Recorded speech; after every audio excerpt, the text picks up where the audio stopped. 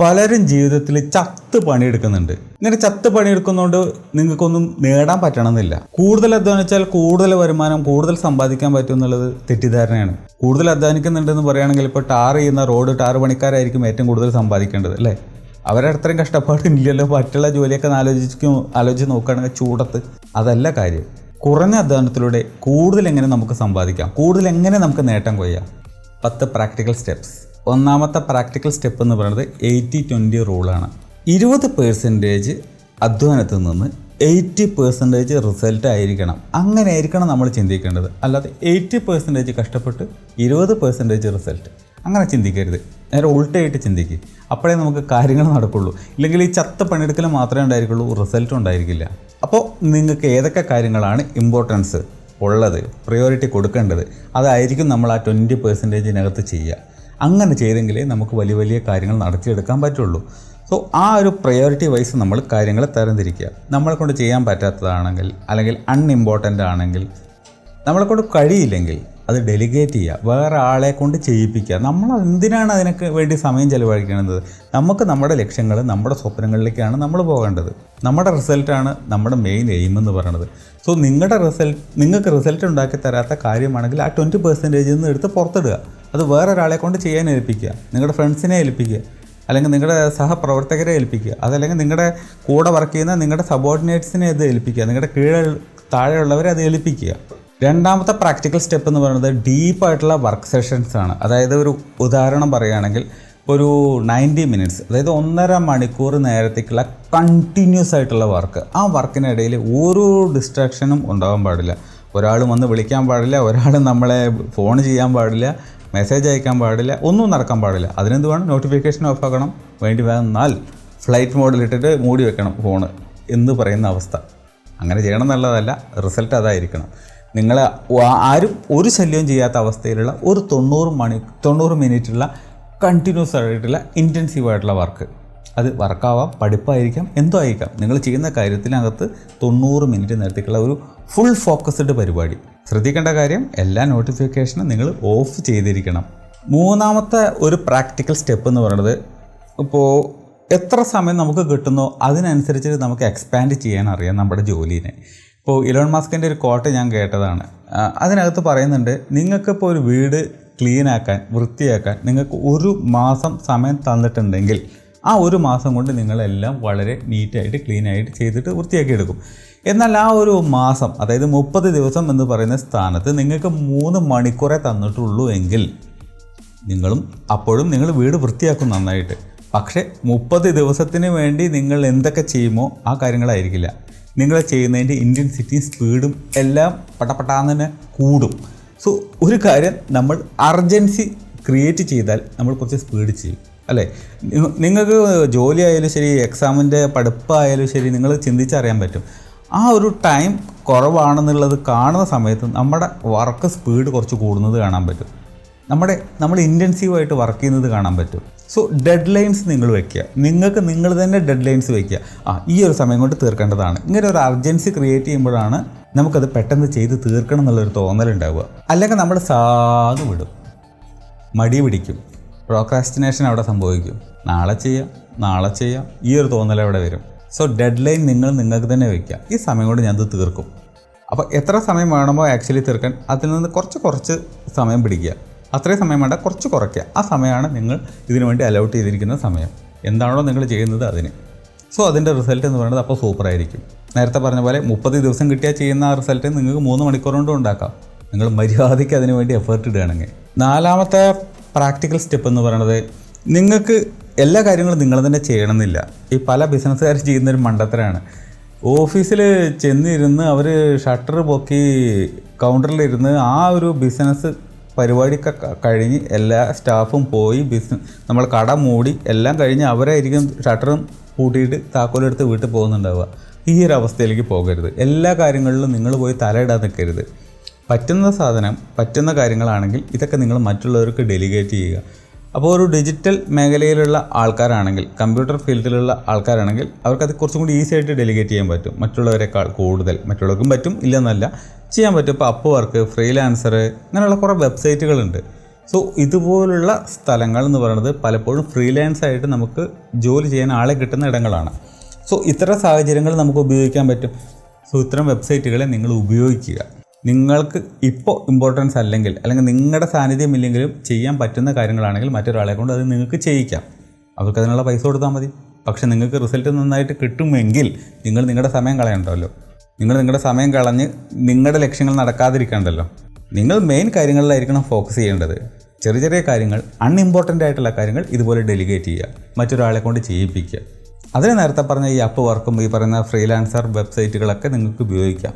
അഞ്ചാമത്തെ ഒരു practical step എന്ന് പറയുന്നത് സിമിലർ ആയിട്ടുള്ള ടാസ്കുകൾ, ഒരേ കാറ്റഗറിയിൽ വരുന്ന ടാസ്കുകളൊക്കെ നിങ്ങൾ എന്ത് ചെയ്യുക, ഒരേ ടൈമിൽ ചെയ്യാൻ വേണ്ടി ശ്രമിക്കുക.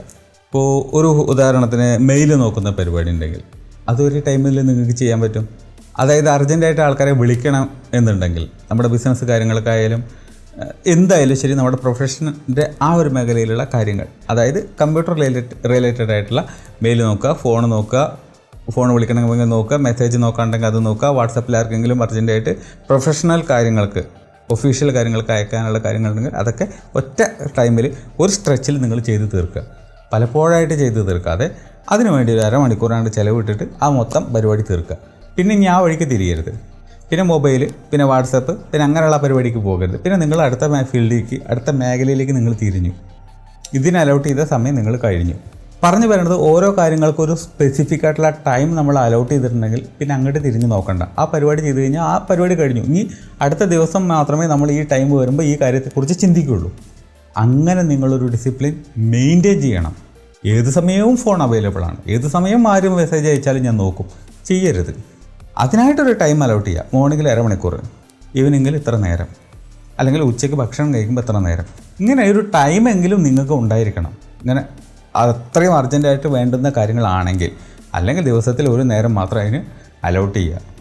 ആ സമയത്ത് മാത്രം നോക്കുക. ഇങ്ങനെ ചെയ്യുമ്പോൾ ഈ പറയുന്ന ഫോക്കസ്, അതുപോലെ തന്നെ എഫിഷ്യൻസി, ഇതൊക്കെ കൂടുന്നത് നിങ്ങൾക്ക് കാണാൻ പറ്റും. സോ എന്തുണ്ടാവും, അതിൻ്റെ റിസൾട്ടും വലുതായിരിക്കും. ആറാമത്തെ പ്രാക്ടിക്കൽ സ്റ്റെപ്പ് എന്ന് പറയുന്നത്, നമ്മൾ ഒരു കാര്യം ചെയ്യുന്ന സമയത്ത് ആ കാര്യം മാത്രം ചെയ്യുക. പല കാര്യങ്ങളും കൂടി നിങ്ങൾ ഒരേ സമയത്ത് ചെയ്യരുത്. നിങ്ങൾക്ക് കഴിയുമായിരിക്കും, നിങ്ങൾ പറയും മൾട്ടി ടാസ്കിങ്, അത്രയും കഴിവുള്ള ഒരാളാണ് ഞാൻ. ഓക്കെ, നിങ്ങൾക്ക് അങ്ങനെയൊക്കെ പറയാം. പക്ഷേ ഏതെങ്കിലും ഒരു കാര്യത്തിൽ നിങ്ങൾ വളരെ ഫോക്കസ് ചെയ്തുകൊണ്ട് ഒരു കാര്യം ചെയ്യുമ്പോൾ അതിൽ നിന്ന് കിട്ടുന്ന റിസൾട്ട് നിങ്ങൾ മൾട്ടിപ്പിൾ തിങ്സ് ചെയ്യുന്ന സമയത്ത് കിട്ടുമെന്ന് എനിക്ക് തോന്നുന്നില്ല. ഇപ്പോൾ നിങ്ങൾക്ക് തന്നെ അറിയാൻ പറ്റും, നിങ്ങൾ പഠിക്കുന്നു, അവിടെ മെയിൽ നോക്കുന്നു, ഇവിടെ വാട്സാപ്പിൽ മെസ്സേജിന് റിപ്ലൈ കൊടുക്കുന്നു, എല്ലാം കൂടി ആയാൽ നടക്കത്തില്ല. ഏതെങ്കിലും ഒരു കാര്യം അതിൽ കൂടുതൽ ഫോക്കസ് ചെയ്യുക. അപ്പോൾ അതിൻ്റെ റിസൾട്ട് എന്ന് പറയുന്നത് വലുതായിരിക്കും. പലതിലും പോയി തലയിട്ട് കഴിഞ്ഞിട്ടുണ്ടെങ്കിൽ സത്യം പറഞ്ഞാൽ നിങ്ങൾ എവിടെ എത്തത്തില്ല. നിങ്ങൾക്ക് തന്നെ അതൊക്കെ അനുഭവം ഉള്ളതായിരിക്കും. മൾട്ടി ടാസ്കിങ് എല്ലാവർക്കും പറ്റിയ പണിയല്ല. ലക്ഷത്തിൽ ഒരാൾക്കൊക്കെ അത് സക്സസ് ആവുള്ളൂ, അല്ലാത്തവരൊക്കെ അതിനകത്ത് ഫെയിലാണ്. ഏഴാമത്തെ പ്രാക്ടിക്കൽ സ്റ്റെപ്പ് എന്ന് പറയുന്നത്, ചെയ്യാൻ പറ്റുന്ന കാര്യങ്ങൾ ഓട്ടോമേറ്റ് ചെയ്യുക. സ്ഥിരമായിട്ട് നമുക്ക് ചെയ്യേണ്ട കുറേ കാര്യങ്ങളുണ്ടായിരിക്കും. സ്ഥിരമായിട്ട് മെയിൽ അയക്കേണ്ടി വരും, സ്ഥിരമായിട്ട് നമുക്ക് മെസ്സേജുകൾ അയക്കേണ്ടി വരും, സോഷ്യൽ മീഡിയ പോസ്റ്റുകൾ പോസ്റ്റ് ചെയ്യേണ്ടി വരും. അങ്ങനെ പല കാര്യങ്ങളും നമുക്ക് ഡിജിറ്റലി ചെയ്യേണ്ട പല കാര്യങ്ങളും നമുക്ക് ഓട്ടോമേറ്റ് ചെയ്യാൻ പറ്റും. അതായത് അതിനൊരു ടൈം സെറ്റ് ചെയ്തിട്ട് സ്കെഡ്യൂൾ ചെയ്ത് വെക്കുക. അപ്പോൾ ആ സമയമാവുന്ന സമയത്ത് അത് റിലീസ് ആയിക്കോളും. ഇപ്പോൾ സോഷ്യൽ മീഡിയ പോസ്റ്റ് ആണെങ്കിൽ അത് റിലീസ് ആയിക്കോളും. മെയിലാണെങ്കിൽ അതിന് ടൈം സെറ്റ് ചെയ്ത് വെച്ചിട്ടുണ്ടെങ്കിൽ ആ ടൈമിനകത്ത് അത് പുറത്ത് പോയിക്കോളും, അത് സെൻഡ് ആയിക്കോളും. അങ്ങനെ ചെയ്യാൻ പറ്റുന്ന എന്തൊക്കെ കാര്യങ്ങളുണ്ടോ ഓട്ടോമേറ്റ് ചെയ്യാൻ പറ്റുമോ അത് ചെയ്തു വയ്ക്കുക. അതിനകത്ത് പോയിട്ട് നിങ്ങൾ ഞെക്കിയിട്ട് നിങ്ങൾ ചെയ്തിട്ട് ആ പരിപാടി ചെയ്യേണ്ട ഒരു അവസ്ഥ വരരുത്.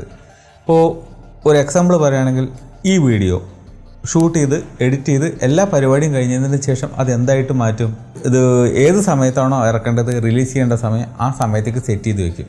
ആ സമയത്ത് കറക്റ്റായിട്ട് അത് പുറത്തിറക്കും. അങ്ങനെ യൂട്യൂബിൽ നിങ്ങൾക്കത് 11:30 മണിക്ക് ഏത് ദിവസമാണോ ഇറങ്ങണത് ആ ദിവസം കാണാൻ പറ്റും. ഇപ്പോൾ ഈ വീഡിയോ എന്നത്തേക്കാണ് പോസ്റ്റ് ചെയ്യാൻ വെക്കണത് എന്നുള്ളത് എനിക്കും അറിയില്ല. എഡിറ്റ് ചെയ്തൊക്കെ കഴിഞ്ഞതിന് ശേഷമായിരിക്കും ചിലപ്പോൾ അത് ഡിസൈഡ് ചെയ്യുക. സോ അതുപോലെ ഒരു ടൈമിലേക്ക് നിങ്ങൾ സെറ്റ് ചെയ്ത് വെച്ച് കഴിഞ്ഞാൽ പിന്നെ അതിൻ്റെ പിന്നാലെ പോകേണ്ട കാര്യമില്ല, അത് ഓട്ടോമാറ്റിക്കലി ഇറങ്ങിക്കോളും. സോ ഓട്ടോമേറ്റ് ചെയ്യാൻ പറ്റുന്ന കാര്യങ്ങൾ ഓട്ടോമേറ്റ് ചെയ്യുക. അതിന് ആപ്ലിക്കേഷൻ്റെ അങ്ങനെയുള്ള ടെക്നോളജിയുടെ സഹായം തേടാൻ പറ്റുകയാണെങ്കിൽ അത്രയും നല്ലത്. എട്ടാമത്തെ പ്രാക്ടിക്കൽ സ്റ്റെപ്പ് എന്ന് പറയുന്നത് നമ്മൾ പല വീഡിയോയിലും റിപ്പീറ്റ് ചെയ്ത സാധനമാണ്. അതുകൊണ്ട് തന്നെ നമ്മൾ സ്പീഡിൽ പറഞ്ഞു പോവാണ്. അതായത് അരമണിക്കൂർ ചെയ്യേണ്ട ഒരു കാര്യത്തിൽ നിങ്ങൾ 25 മിനിറ്റ് ചെയ്തതിന് ശേഷം ആ ഒരു 5 മിനിറ്റ് നിങ്ങൾ ഫ്രീ ആയിട്ടിരിക്കുക.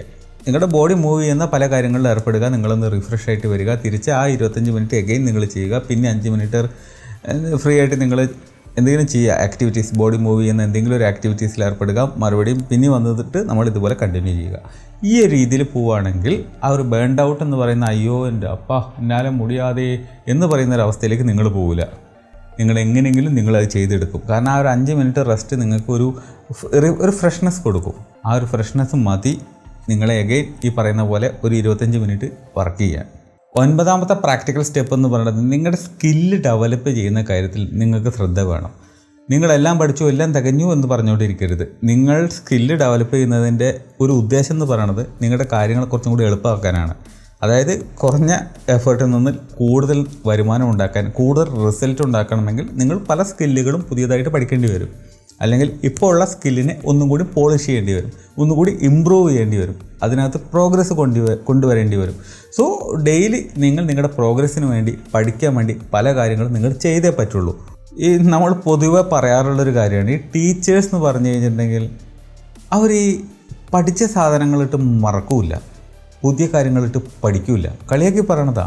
അതിൽ കുറച്ചൊക്കെ വാസ്തവമുണ്ടെന്ന് ഞാൻ വിശ്വസിക്കുന്നുണ്ട്. ശരിയാണെന്നുള്ളത് നിങ്ങൾ കമൻറ്റ് ചെയ്യുക. എനിക്കങ്ങനെ തോന്നിയിട്ടുണ്ട്. എൻ്റെ വൈഫും ടീച്ചറാണ്, ഇല്ലാഞ്ഞിട്ടല്ല. പൊതുവെ ഇതാണ് നടക്കുന്നത് ജനറലി. അല്ലാത്തവരുണ്ട്, നന്നായിട്ട് പഠിക്കുന്നവരുണ്ട്, പുതിയ കാര്യങ്ങൾ അപ്ഡേറ്റ് ചെയ്യുന്ന ടീച്ചേഴ്സും ഉണ്ട്, ഇല്ലയെന്നല്ല. മെജോറിറ്റി ഞാൻ പറഞ്ഞൊരു കാറ്റഗറിയിൽ വരും എന്നെനിക്ക് തോന്നുന്നുണ്ട്. സോ അത് മാറ്റുക. മാക്സിമം നിങ്ങൾ എന്ത് ചെയ്യുക, പുതിയ കാര്യങ്ങൾ പഠിക്കുക, മനസ്സിലാക്കുക, സ്കില്ല് നേടുക. ഈ സ്കില്ലാണ് നിങ്ങളെ എവിടെയെങ്കിലും കൊണ്ട് ചെന്ന് എത്തിക്കുള്ളൂ. അത് നിങ്ങളിൽ നിന്ന് ആർക്കും പറിച്ചെടുത്ത് കൊണ്ടുപോകാൻ പറ്റാത്തൊരു സാധനമാണ്. വർക്ക്ഷോപ്പുകൾ അറ്റൻഡ് ചെയ്യുക, സെമിനാറുകൾ അറ്റൻഡ് ചെയ്യുക, പുതിയ ബുക്സുകൾ വായിക്കുക, അത് പോഡ്കാസ്റ്റുകൾ നല്ല ഇൻഫോർമേറ്റീവ് ആയിട്ടുള്ളതുണ്ടെങ്കിൽ അത് കേൾക്കുക, ഇതുപോലെയുള്ള യൂട്യൂബ് വീഡിയോസ് കേൾക്കുക. 10ാമത്തെ പ്രാക്ടിക്കൽ സ്റ്റെപ്പ് എന്ന് പറയുന്നത് ഒരു create note to do list. അത് നമ്മൾ ക്രിയേറ്റ് ചെയ്യുക. അതായത് ഇപ്പോൾ ഒരു ഉദാഹരണം പറയുകയാണെങ്കിൽ എന്തൊക്കെ കാര്യങ്ങൾ ചെയ്യണം എന്നുള്ളത് നമ്മൾ ഡയറിയിൽ എഴുതി വയ്ക്കും, നമ്മൾ റിമൈൻഡറിൽ ഫോണിലിട്ട് വയ്ക്കും. ഇതൊക്കെ നമ്മൾ ചെയ്യാറുണ്ട് മറക്കാതിരിക്കാൻ വേണ്ടി. എന്നാൽ ചെയ്യാണ്ടിരിക്കാനുള്ള കാര്യങ്ങൾ എന്തെങ്കിലും ഉണ്ടെങ്കിൽ അത് നിങ്ങളൊന്ന് എഴുതി വയ്ക്കുക. അതായത് ഒരുപാട് കാര്യങ്ങൾ ചെയ്യുന്നതുകൊണ്ടാണല്ലോ നിങ്ങൾക്ക് പലതും മൾട്ടി ടാസ്കിങ് ആയിട്ട് എവിടെ എത്താതെ. സോ ചെയ്യേണ്ട കാര്യങ്ങൾ മാത്രം ചെയ്ത് കഴിഞ്ഞിട്ടുണ്ടെങ്കിൽ കുറേ കാര്യങ്ങൾ ചെയ്യേണ്ടാത്തതായിട്ട് നിങ്ങൾക്ക് കണ്ടെത്താൻ പറ്റും. ആ കണ്ടെത്തുന്ന സാധനങ്ങൾ നിങ്ങൾ ചെയ്യാനായിട്ട് പിന്നെ പോകരുത്, ആ പരിപാടി നിർത്തിക്കോണം. സോ എന്തൊക്കെ ചെയ്യണ്ട എന്നുള്ളതും കൂടി നിങ്ങൾ കണ്ടുപിടിക്കണം. എന്തൊക്കെ ചെയ്യണം എന്നുള്ളതിൻ്റെ കൂടെ എന്തൊക്കെ ചെയ്യരുത്. ഈ പരിപാടിക്ക് വേണ്ടി ഞാൻ സമയം കളയില്ല, ഇത് ഞാൻ തീർച്ചയാണ് ഞാൻ ആ പരിപാടിക്ക് നിൽക്കില്ല. എൻ്റെ ഫ്രണ്ട്സ് ഇന്ന സമയത്ത് എന്തെങ്കിലും ഒരു പരിപാടിക്ക് വിളിച്ചാൽ ഞാൻ പോവില്ല, എനിക്കതിന് നേരമില്ല. അവന്മാർ കവലയിൽ പോയിരുന്നിട്ട് പൈസ ഇട്ടിട്ട് ഷെയർ ഇട്ട് അടിച്ചോട്ടെ, അത് അവരുടെ ഇഷ്ടം. ഞാൻ ആ പരിപാടിക്ക് പോവില്ല. എനിക്ക് എൻ്റേതായിട്ടുള്ള ലക്ഷ്യങ്ങളുണ്ട്, എൻ്റേതായിട്ടുള്ള സ്വപ്നങ്ങളുണ്ട്, എനിക്ക് നേടിയെടുക്കാൻ കുറേ കാര്യങ്ങളുണ്ട്. ഞാൻ അതിൻ്റെ പിന്നാലെ. അവരവരുടെ പാട്ടിന് പൊക്കോട്ടെ. ലാസ്റ്റ് അവർ തിരിഞ്ഞു നോക്കുന്ന സമയത്ത് ഞാൻ വേറൊരു സ്ഥലത്ത് എത്തിയിട്ടുണ്ടാവും. അങ്ങനെ എത്തണമെങ്കിൽ ഞാനിപ്പോൾ വർക്ക് ചെയ്തേ പറ്റൂ. സോ ഞാൻ ഒഴിവാക്കേണ്ട കാര്യങ്ങൾ എന്തൊക്കെയാണ്, ഞാൻ ചെയ്യാൻ പാടില്ലാത്ത കാര്യങ്ങൾ എന്തൊക്കെയാണ്, അതിനെക്കുറിച്ച് നിങ്ങൾക്കൊരു ബോധ്യം ഉണ്ടായിരിക്കണം. അതിൽ നിന്ന് നിങ്ങൾ വിട്ടു നിൽക്കണം, അതിനെ നിങ്ങൾ ഒഴിവാക്കണം. ഇത്രയും 10 കാര്യങ്ങൾ ചെയ്യുകയാണെങ്കിൽ കുറഞ്ഞ എഫേർട്ടിൽ നിന്ന് കൂടുതൽ റിസൾട്ട് നിങ്ങൾക്ക് ഉണ്ടാക്കാൻ പറ്റും.